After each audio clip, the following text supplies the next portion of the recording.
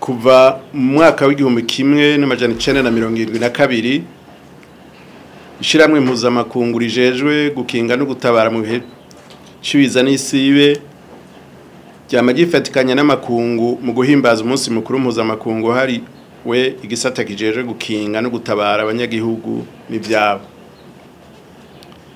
Ishigwaho ry'uwo munsi mukuru mpuzamakungu ryaje mu ntumbero yo guhuza ibisata vy'amareta bijejwe gukinga ibiza n'isibe no gutabara abanyagihugu kugira ngo hatsimbatazwe ugufashanya kw'ivyo bisata.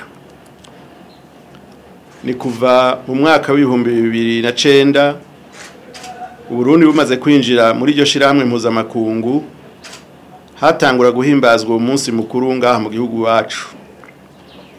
Hakaba habaye akaryo keza ko kwirimbura mu vyaranguwe intambanyo nyamukuru twahuye hamwe no kwegeranya imigambi nyayo yokorerwako mu gukingira abanyagihugu n'ivyabo tutibagiye ibidukikije. Uyu mwaka w'ibihumbi 2025 icivugo c'uyu munsi mukuru mpuzamakungu akaba ari iki: ugukingira no gutabara abanyagihugu n'ivyabo ni isoko ry'umutekano kuri bose. Igisata cyo gukinga ibiza n'isibe no gutabara abanyagihugu n'ivyabo gifise uruhara ntangere na cane muri bino bihe isi yose ibangamiwe n'ibiza bitandukanye bivuye kwihindagurika ry'ibihe, impanuka, ingwara z'ivyaduka, intambara n'ibindi. Nico gituma hakenewe ko haba ukwitegura bihagije no gufashanya mu gukorera hamwe n'inzego zose z'igihugu.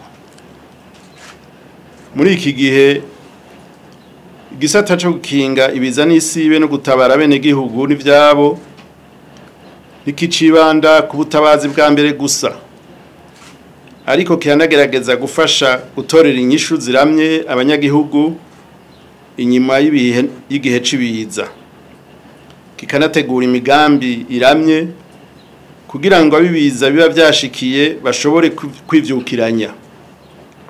Kirahimiriza kandi abanyagihugu kugira bamena ntaryo biteguye mu gihe ivyo biza bitarashika.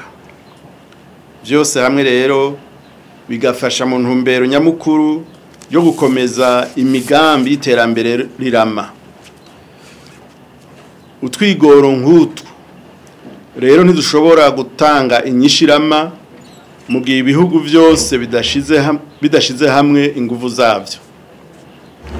Ukwitaho umutekano w'abanyagihugu kandi ntibisigura kubatabara mu gihe bashikiwe n'ibiza gusa, ariko no kuraba icokorwa mu kubakingira no kugabanura ingaruka mbi ivyo biza bishobora kubatera, hagashigwaho n'ibikoresho bifasha ubutabazi bwa mbere mu ntumbero nyayo yo kugabanura ingaruka mbi z'ivyo biza n'isibe. Mu bikorwa nyamukuru harimo kubandanya inyigisho mu banyagihugu nk'uko vyama kugira umwe wese mu bimwerekeye amenye ko yo kwitwara mu bihe biba bidasanzwe vy'ibiza, yikingira yongera akingira n'abandi. Leta y'u Burundi ibicishije ku bushikiranganje bujejwe igisata kiraba ivyo gukingira abanyagihugu n'ivyabo ifatanije nabo bafashanya mu iterambere, yarashizeho imigabo n'imigambi ihamagarira abanyagihugu kwama biteguye mu gihe cibiza n'isibe kandi hagatorwa inyishu zirama kugira ngo umutekano w'abene gihugu ugumushemeye. Kubera ihangiro nyamukuru ari ukugira abantu babeho neza batekanye kandi bakinga ibiza n'isibe, birasabwa ko atanumwe yo kwigira sindabibazwa mu gukinga ibiza n'isibe no gutabara igihe vyashitse. Ibirori byo guhimbaza uwo munsi mukuru mpuzamakungu rero bizobera ku biro bikuru by'igisata kijeje gukinga no gutabara mu gihe cibiza n'isibe biri isororezo muri komine Mukaza mu gisagara ca Bujumbura ejo ku munsi wa gatanu igerekezo rya ndwi ntwarante umwaka wa 2025. Murakoze.